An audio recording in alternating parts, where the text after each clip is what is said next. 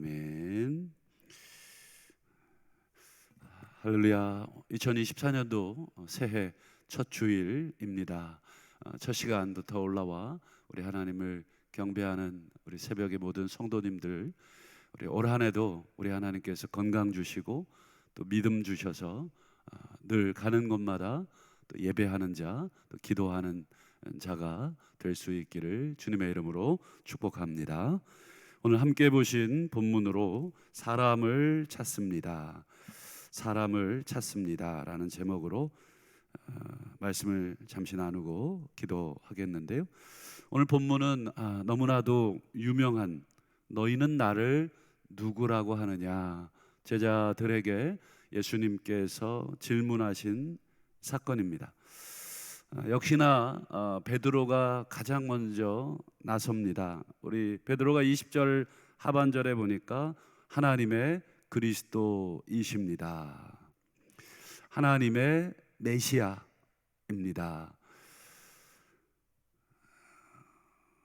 정말 귀한 대답이고 정답이죠. 그리고 예수님께서 가장 듣고 싶으셨던 그런 답이기도 하고, 많은 사람들은 그저 세례 요한이 죽었다가 살아났다든지 엘리야나 엘리사 또는 예레미야 또는 옛 선지자 중에 하나가 살아났다 이 정도로 예수님에 대해서 고백을 했다면, 베드로는 역시 하나님의 메시아라고, 하나님께서 약속하신 그리스도라고 대답을 잘 합니다. 그런데 이 정답을 예수님이 듣고는 조금 의아한 명령을 하나 하시는데, 21절에 보면 경고하사 이 말을 아무에게도 이르지 말라. 경고까지 하시면서 이 말을 아무에게도 말하지 말라 하신 이유가 궁금합니다. 당신이 그리스도고 당신이 메시아라고 하는 것을 당연히 전하고 알려주라고 하실 것 같은데, 왜 이 말을, 당신이 메시아라고 하는 것을 아무에게도 말하지 말라 하셨을까? 이유는 어렵지 않게 우리가 그 당시의 상황을 그리고 성경을 우리가 보면 쉽게 이해할 수 있습니다. 베드로가 하나님의 그리스도, 하나님의 메시아라고 하는 고백을 하기는 했지만, 사실 그 고백이 온전한 메시아에 대한 이해를 바탕으로 한 고백이 아닙니다. 예를 들어서 우리 유치원 학생들, 초등학교 학생들, 교회학교 학생들에게 예수님이 누구냐, 나를 구원하신 하나님, 또는 여러 가지 우리 부모로서 듣기를 원했던, 또 선생으로서 듣기를 원했던 그런 표현을 할 수는 있지만, 조금 더 깊게 그 질문을 들어가 보면 아직 그 아이들이 본인 스스로 했던 그 고백이 아직 온전하지 못할 때가 있다는 것을 알게 되죠. 예를 들어서 아이들에게 수학 문제라든지 영어 문제를 풀게 합니다. 근데 답을 맞추었어요. 그래서 답을 체크해 보니까 정답을 맞춰서 동그라미를 쳤는데, 얘가 이걸 어떻게 맞췄을까 궁금해서 다시 물어본 적이 있어요. 그런데 얘가 그 설명을 못하는 것입니다. 답은 맞췄는데 설명을 제대로 못하면 사실은 그거는 찍어서 맞췄거나 아니면 어느 정도 아는 지식을 이렇게 조합을 해서 대충 맞춘 것이죠. 지금 제자들, 특별히 베드로를 비롯한 그 당시에 많은 사람들이 예수님을 메시아라고 생각을 했지만, 사실은 아직 온전한 메시아에 대한 그 이해를 갖고 있지 못했습니다. 여러분, 1세기 당시에 유대 역사를 기록한 책들이 많이 있어요. 예를 들어서 대표적인 역사가가 요세푸스라고 하는 유명한 역사가가 있습니다. 우리들이야 큰 관심이 없습니다만, 서양 세계에서는 요세푸스는 대단한 학자로 권위를 인정을 받고 있고, 그가 쓴 유대 전쟁사라든지 기타 여러 가지 문헌들은 지금도 권위를 인정받고 있는 그런 글들인데 1세기 유대 역사를 읽어보면 수많은 메시아 운동들이 있었음을 보게 됩니다. 그리고 1세기의 유대인들의 간절한 기대와 소망이 무엇이었냐면 하나님께서 메시아를 보내실 것이다. 그리고 그 메시아는 지금 우리를 압제하고 있는 로마를 물리쳐내고 성전을 정결하게 만들어 내실 것이고 다윗 왕조의 그 화려했던 그 시절로 다시 회복시키실 것이다. 그래서 예수님 이전부터도 수많은 사람들이 자칭 또는 타칭 메시아로 추앙을 받았고 메시아로 자기 스스로를 높였었습니다. 그래서 수많은 사람들이 메시아라고 하는 말을 들으면 막 그 사람을 추종하고 따랐습니다. 그런데 그 시절의 그 메시아들은 전부 로마를 무찌르는 일종의 무장 단체들입니다. 우리 일제 강점기로 비교해 보자면 항일 투사들, 독립 투사들이 되겠죠. 그래서 그들을 중심으로 많은 무리들이 독립운동을 가담을 했고 그 독립을 성취할 사람을 메시아로 따라갔던 것이죠. 그랬을 때 로마는 아주 잔인할 정도로 그 단체들, 메시아 운동을 하는 그 사람들을 진압을 했죠. 그래서 이 메시아 운동을 하다가 잡힌 사람들은 전부 십자가형에 처했습니다. 그래서 우리 성경에 보면 바라바, 강도라고 돼 있잖아요. 우리가 생각하는 강도가 아니고 그것은 십자가형을 받을 강도이기에 로마를 향해 정권 퇴진 운동 또는 로마를 뒤집으려고 하는 독립운동 이 정도의 사람입니다. 저간 이 베드로도 예수님에 대한 이 고백은 맞았지만 베드로 역시 온전한 메시아, 예수님이 어떤 메시아인지를 정확하게 알지 못했습니다. 왜냐하면 이어지는 22절을 보면 예수님께서 메시아의 진짜 모습을 설명해 주시는 장면이 나옵니다. 보시면 인자가, 이 인자라는 말은 다니엘서 7장에 나오는 표현입니다. 다니엘서 7장을 여러분 집에 가서 읽어보시면 이 인자가 어떤 존재인지에 대해서 쭉 설명을 하죠. 그래서 이때 당시의 사람들은 이 다니엘서 7장을 굉장히 중요한 문헌으로 여기면서 이런 인자가 자신들에게 나타날 것이다. 근데 그 인자라고 하는 표현을 예수님이 스스로에게 지금 적용하시면서 인자가 많은 고난을 받고 그리고 장로들, 대제사장들, 서기관들에게 버림받아 죽임을 당할 것이다. 이때 당시에 사람들은 이 인자가 고난받고 죽임받을 것이라고 생각해 본 적이 없습니다.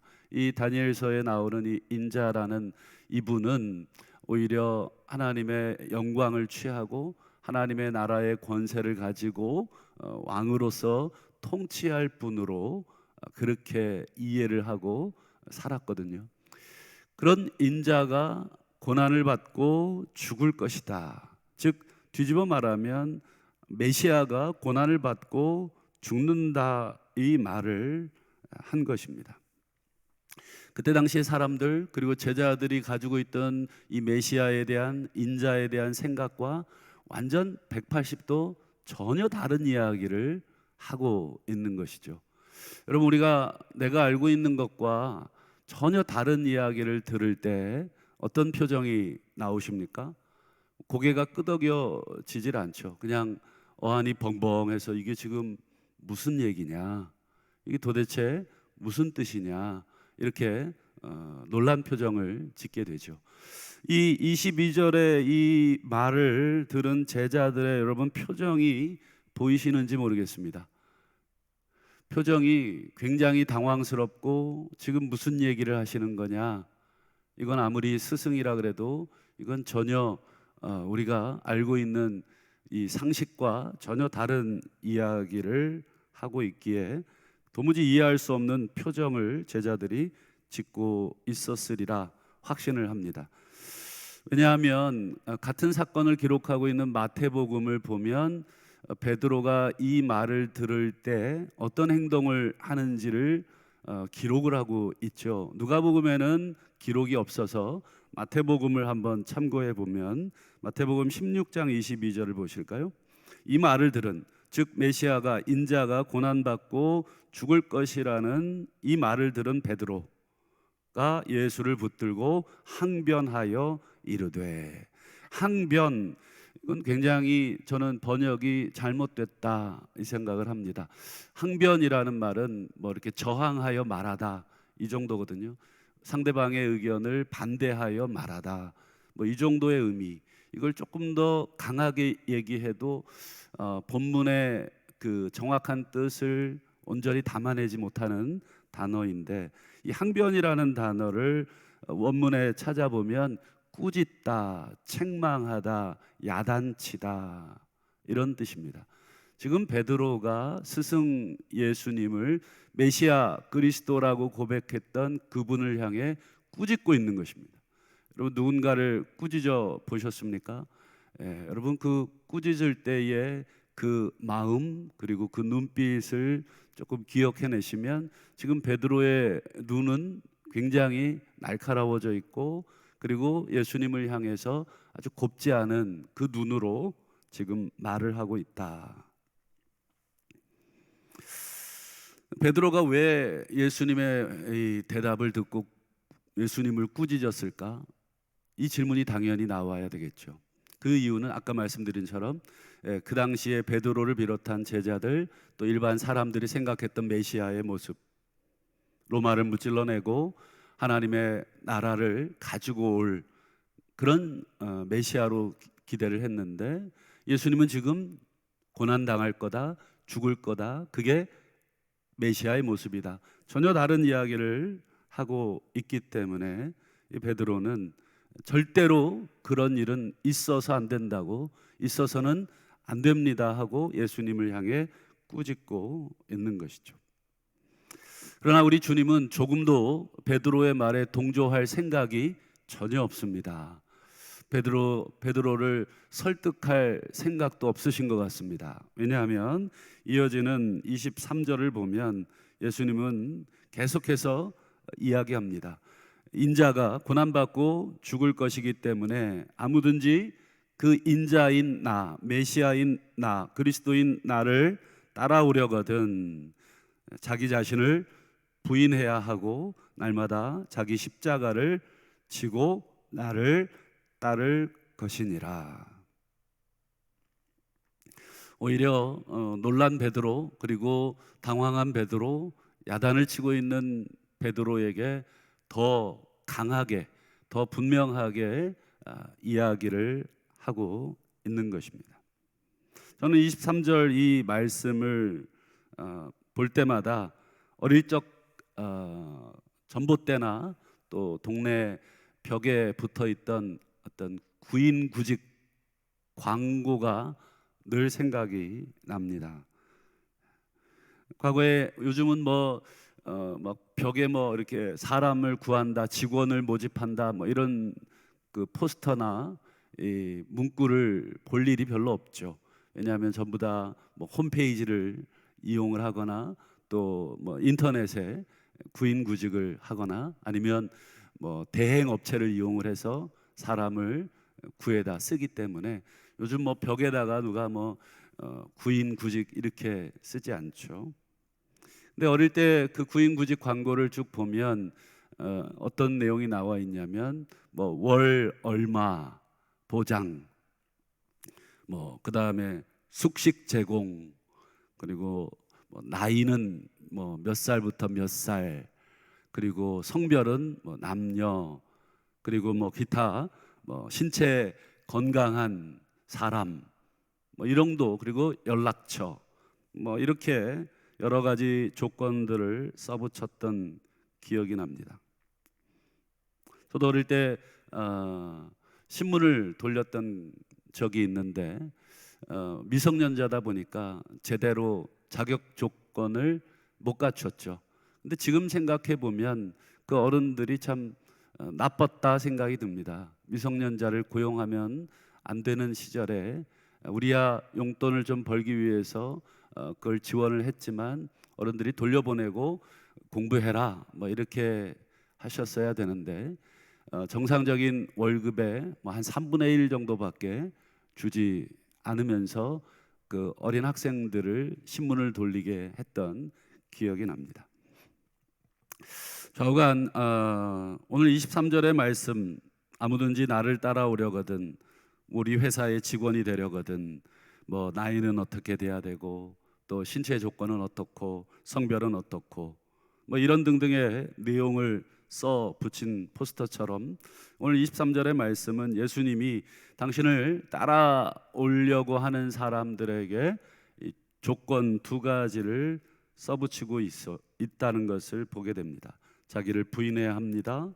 날마다 자기 십자가를 지고 가야 합니다.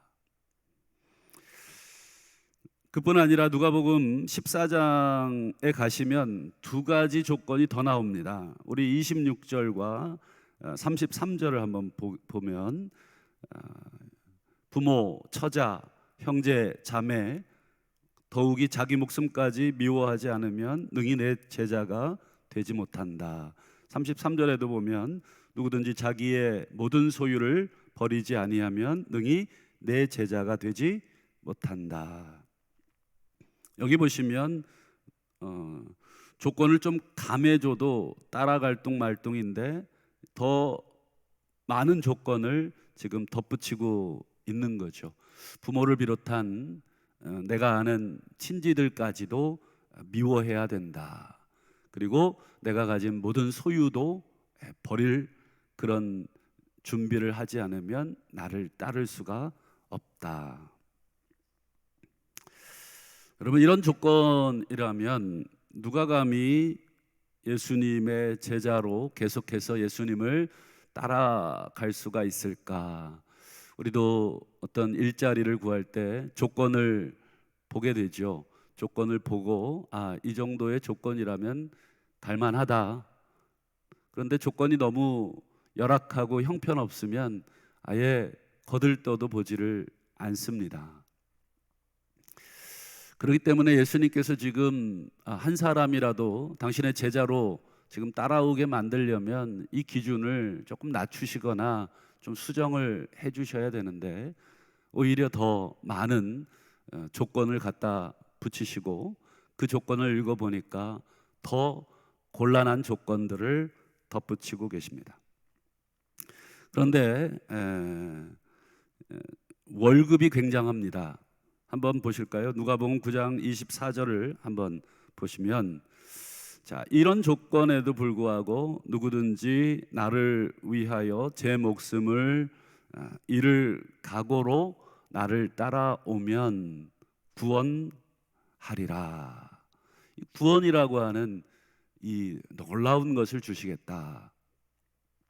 뭐 아까 제가 월급이라고 표현했습니다만 왜 우리가 일이 고되고 조건이 열악해도 우리가 받는 월급이 그에 상응한다 생각이 되면 뛰어들 만하고 한번 도전해 볼 만한 마음이 들듯이 구원이라고 하는 놀라운 것들을 우리에게 주신다. 그러면 한번 고민을 해보게 되겠죠. 말씀을 맺겠습니다.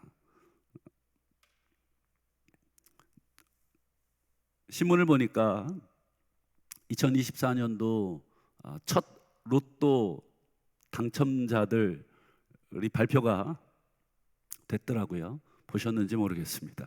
뭐 로또를 사실 일이 없으셔서 뭐 관심도 대체로 없으실 텐데 금액이 얼마인지는 모르겠습니다. 그런데 저도 로또를 한번 보니까 요만한 종이에 번호가 적혀 있더라고요. 근데 만약에 그 종이가 1등 당첨 로또 종이라고 한다면 그 종이를 놓고 누군가가 10억을 주면서 내가 10억 줄 테니까 그 종이 쪼가리 나 좀 달라. 만약에 한다면 둘 중에 하나겠죠. 안 주거나 주거나. 안 주는 이유는 무엇이겠습니까? 그렇죠. 그건 단순히 종이 쪼가리가 아니라, 그렇죠, 이것은 나중에 당첨금을 바꿀 수 있는 종이기 때문에 뭐 10억을 준다고 해도 절대로 바꾸지 않겠죠. 그러나 주는 사람은 어떤 경우이겠습니까? 그렇죠. 이건 그냥 아무런 가치가 없는 이 종이의 가치, 로또 1등 번호가 적혀 있음에도 불구하고 그것이 1등 번호인지도 제대로 모르거나, 아니면 이 로또 종이 자체가 뭔지를 모르는, 마치 유치원 학생, 초등학교 학생들에게 만약에 그 로또 용지가 맡겨졌다면 아마 그냥 10억이 아니라 여러분 단돈 1,000원으로도 바꾸어 버릴 수 있겠죠. 예수님께서 천국을 비유하신 것 중에 밭에 감추어진 보화 비유를 얘기하신 적이 있는데, 그 밭을 자기의 모든 걸 다 팔아 샀던 젊은 사람의 이야기. 그 사람이 왜 그 밭을 다 샀는가? 그 이유는 그 밭 때문이 아니라 그 밭에 감추어져 있던 보화를 받기 때문에 그걸 감추어 두고 자기의 전 재산을 다 팔아서 그 밭을 사느니라. 이것을 천국에 대한 비유로 예수님께서 이야기를 하셨습니다. 어쩌면 우리가 제자로 부름을 받은 것은 아무 조건 없이 그저 하나님의 은혜로 우리가 제자로 부름을 받은 것입니다만, 그러나 제자로서 이 길을 계속 걸어가는 것은 아무 조건 없이, 아무 대가 없이, 아무 희생 없이 제자로 갈 수 있는 것이 아니다. 부름을 받은 것까지는 은혜이지만 그 부름 받아서 그 길을 갈 때에는 오늘 주님께서 우리에게 제시하신 이 조건들을 우리가 맞춰야 한다. 이것이 오늘 본문에 예수님께서 우리에게 제시하신 것입니다.